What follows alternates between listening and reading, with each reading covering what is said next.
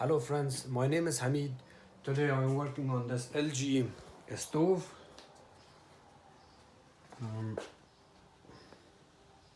This LG stove, you can see the inside looks like that, and the outside.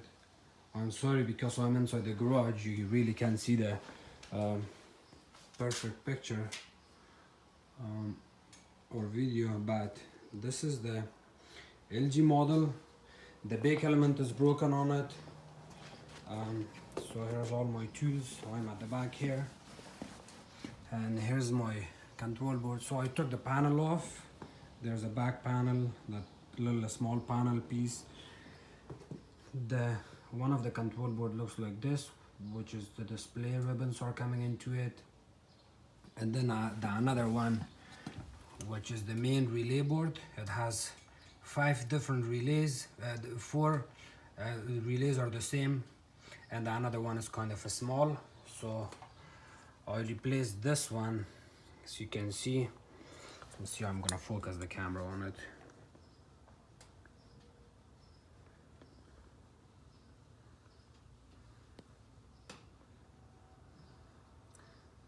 Okay, so 240 volts, normally open 30 amps.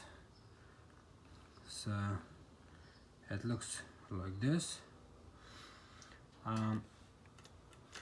My customer's complaint was that, see, I'm getting 240 volts or 235, which is perfect for the bake element.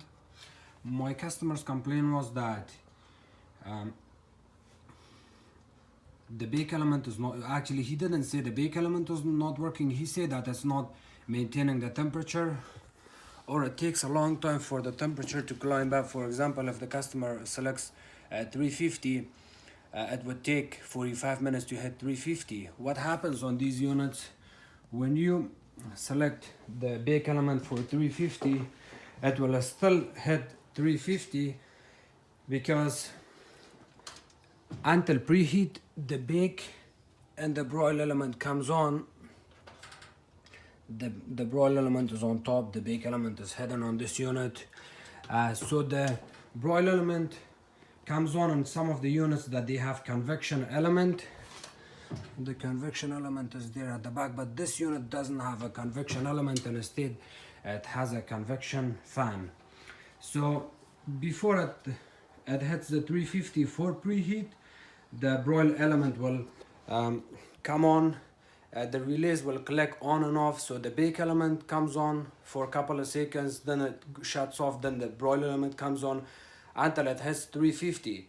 So once it hits 350, the broil element is going to shut down, and then the bake element's job is to maintain the temperature and do the rest of the cooking.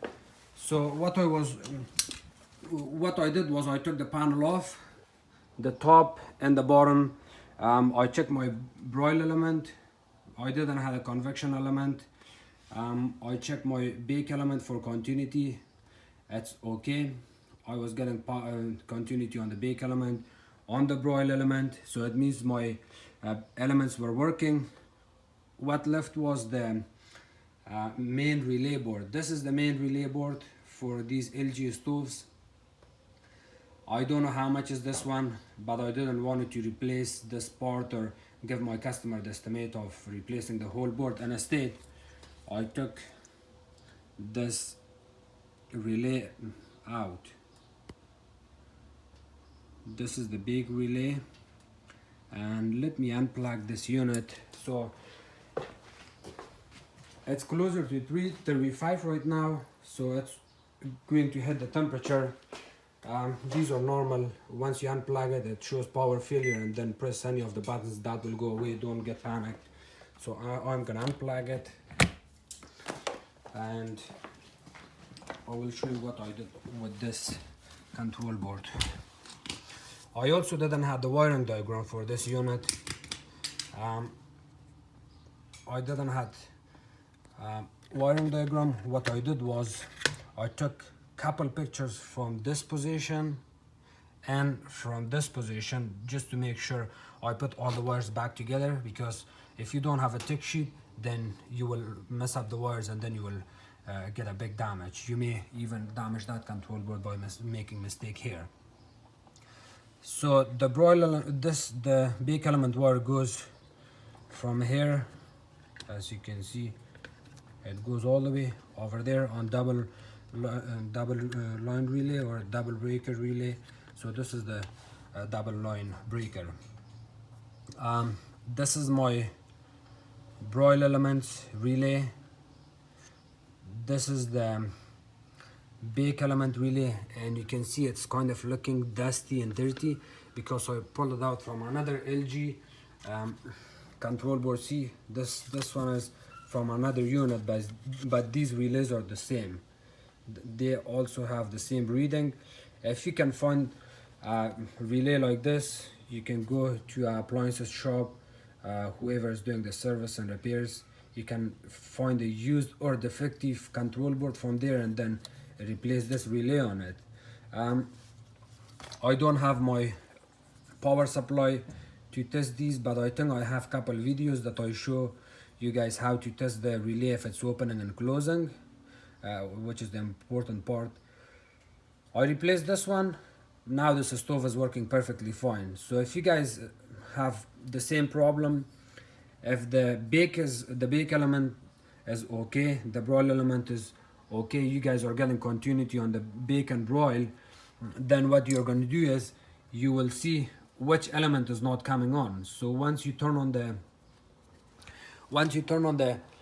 oven, you can kind of touch the broil element with your finger. You don't have to touch it quickly. Once you select the cycle, for example, you select bake, put your hand on the broil. It's not going to come on right away red hot, but it will eventually get hot.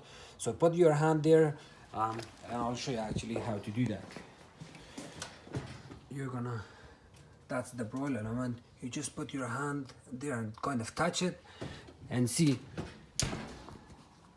if the broil element is coming hot. Also check your bake element. You really can't see if the bake element is coming hot or not, but there's a way that you can do that too, by sticking your finger at the back of here. You see this part of the bake element, make sure it's unplugged. Stick your hand and kind of touch it like that and see. Or if you have a multimeter, then put your multimeter on the voltage, AC voltage, and then check it there. So if the control board is clicking but it's not getting any signal or power 240 volts to the bake or broil, then it means one of the relays are defective on it. So if the broil is not getting hot, replace this one. If the bake element is not getting hot, replace this one. And again, I took it out from this one. So this is just a defective control board. Maybe a resistor or capacitor or something was blown on it or broken on it, but the relay was still okay. So I took it from a friend, and I also got this control board from another unit. I thought maybe if I see they are not similar reading, the readings are the important part, and the 4 pins at the back. So you're gonna take this relay out. Let's see. So let's install in this position. This pin, that pin, so this pin and this pin, and these two little small pins are these 2 pins. You can use your soldering gun. I bought this one for $15 or $12. It does the job, and I repaired lots of control boards. I'm happy with this soldering gun. So you're gonna unsolder this one, that one, this one, and that one, and then change it to your new. Or if you cannot find a used control board, then what you're gonna do is you will go on eBay or Amazon, write this number down, T9AS1D22 -12. These are the readings. Or even if you go to a electronic place that they sell these kind of relays, take the control board with you and show them and tell them that I need this relay, and it will probably cost you around $5, maybe $7 maximum, or maybe $2 to $3. So I'm not sure how much, but this oven is fixed. And I've seen on these LG units the very common problem after 7 to 10 years, or these buttons, they stick. One of these buttons sticks, and then the element stays on always, or sometimes the element comes on and off by itself, and then you have to replace the whole touchpad. Or I will make a video how to fix a stuck keypad on these in future, and then I'll post it. Thank you, my friends, for watching my YouTube channel or my videos. If you guys have any question, please comment below.